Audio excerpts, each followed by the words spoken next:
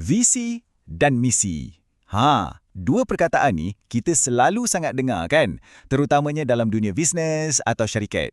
Tapi, apa sebenarnya beza antara dua benda ni? Hari ni, kita akan rungkai kekeliruan ni sama-sama. Kadang-kadang kita rasa, benda ni sama je, ramai pun yang guna macam tukar ganti je. Tapi, sebenarnya, ia sangat-sangat berbeza dan masing-masing ada peranan yang sangat penting. Jom kita bedah siasat perbezaan dia. Okey, sebelum kita kupas satu-satu apa beza visi dengan misi ni, jom kita undur sikit. Kita kena faham dulu, kenapa syarikat perlukan benda-benda ni semua.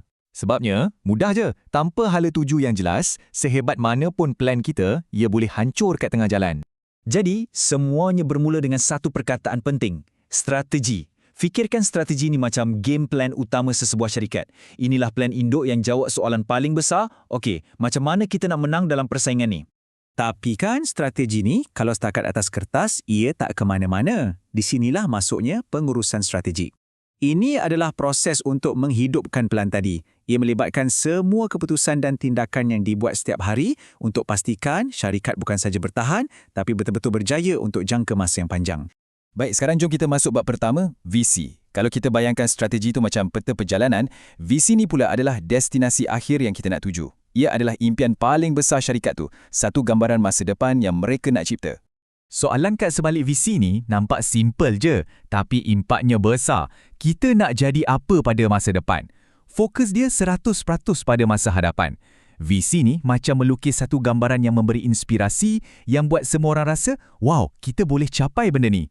Jadi, senang cerita, kalau sebut visi, ingat tiga benda ni. Impian, gambaran masa depan dan cita-cita.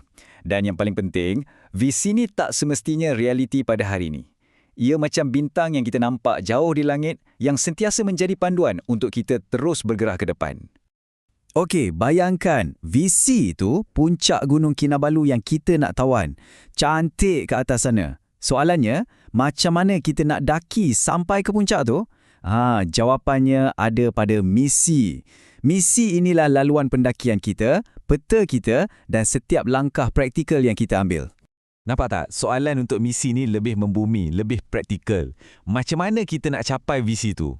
Ia tarik balik impian yang tinggi melangit tadi, turun ke bumi dan fokus pada tindakan. Okey, apa kerja yang kita kena buat sekarang untuk sampai ke sana? Jadi, misi ni kerja dia menerangkan bagaimana kita nak realisasikan visi tadi. Ia fokus pada kerja-kerja harian, apa produk yang kita jual, siapa pelanggan kita, apa tujuan utama syarikat kita. Semua tindakan ni dibuat untuk pastikan visi tu jadi kenyataan satu hari nanti. Okey, sekarang the main event. Jom kita letak dua-dua ni sebelah menyebelah, kita tengok terus apa bezanya. Lepas ni confirm faham, takkan tertukar lagi. Inilah dia perbezaan paling utama. Senang je nak ingat. Visi tu tanya, kita nak jadi apa? Manakala misi pula tanya, kita nak buat apa? Vision adalah impian masa depan. Misi pula adalah tindakan masa kini. Vision tu destinasi akhir. Misi pula adalah perjalanan untuk sampai ke sana. Jelas kan? Tapi kan, jangan ingat benda ni untuk syarikat-syarikat besar je. Sebenarnya, konsep visi dan misi ni sangat-sangat berguna untuk hidup kita sendiri. Jom kita relatekan dengan diri kita pula. Cara paling senang nak ingat beza dia, tanya je diri sendiri. Kita tengah cakap pasal impian besar ke? Atau kita tengah cakap pasal apa yang kita buat hari? Impian terbesar anda tu, itulah visi pribadi anda. Dan apa yang anda buat setiap hari untuk capai impian tu, itulah misi pribadi anda. Jadi sebagai penutup, saya nak tinggalkan anda dengan satu soalan. Kalau syarikat besar pun ada cita-cita, ada visi dan misi untuk berjaya, apa pula visi untuk hidup anda? Dan lagi penting, apakah misi harian anda untuk pastikan impian tu bukan sekadar angan-angan?